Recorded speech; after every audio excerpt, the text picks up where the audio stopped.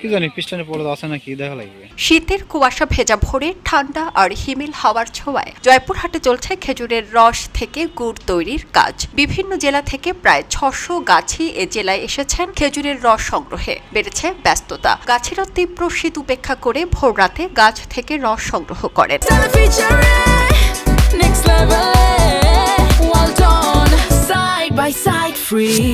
এরপর টিনের বড় তাওয়ায় রেখে জাল দেয়া হয় 3 থেকে 4 ঘন্টা। আরো কয়েকটি প্রক্রিয়া শেষে প্রস্তুত হয় সুস্বাদু পাটালি ও লালি গুড়, যা বিক্রি হচ্ছে জয়পুরহাট সহ আশেপাশের বিভিন্ন জেলাতে। অনেকেই কিনে নিয়ে যাচ্ছেন শীতের পিঠাপুলি খাওয়ার জন্য। প্রকারভেদে প্রতি কেজি গুড় বিক্রি হচ্ছে 200 থেকে 400 টাকা, আর খেজুরের রস বিক্রি হচ্ছে 50 থেকে 60 টাকা কেজি দরে। রাত 3টার কালে হচ্ছে গাছে যাই, যা রস পাড়ি, রস লিয়ে আসি আকাতে দিয়ে জাল করে, তারপরে সেই 3 ঘন্টা 4 ঘন্টা জাল করা লাগে।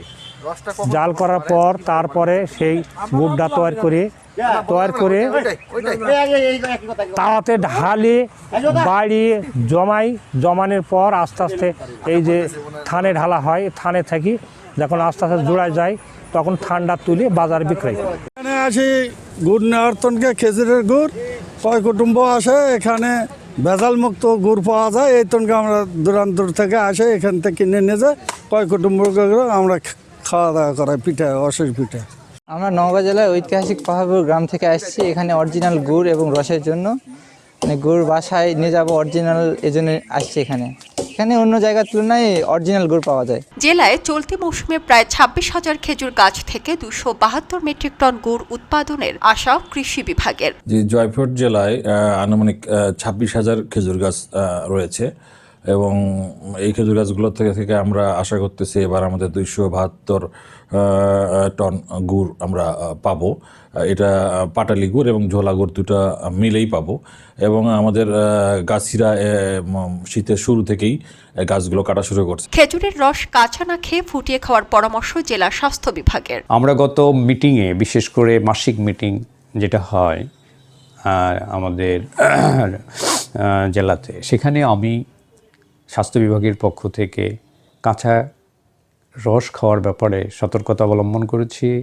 এই জায়গা থেকে এই নিপোভাইরাস জনিত রোগের যে লক্ষণগুলো হয়, এখানে মৃত্যু কীভাবে হয়, এই জিনিসগুলো আলোচনা করেছি, এবং সবাইকে কনসার্ন করেছি যে তারা যেন তাদের মাধ্যমে সবাইকে অবগত করে কেউ যেন কাঁচা রস না খায়, এগুলো যেন ফুটিয়ে খাওয়া হয়। শীতের সকাল শুরু হয় খেজুরের রসের সঙ্গে, আর খেজুরের গুড়ে ফুটে ওঠে গ্রামের উৎসবের স্বাদ। তাই তো শীত উপেক্ষা করে এমন কর্মযোগ্য গাছেদের।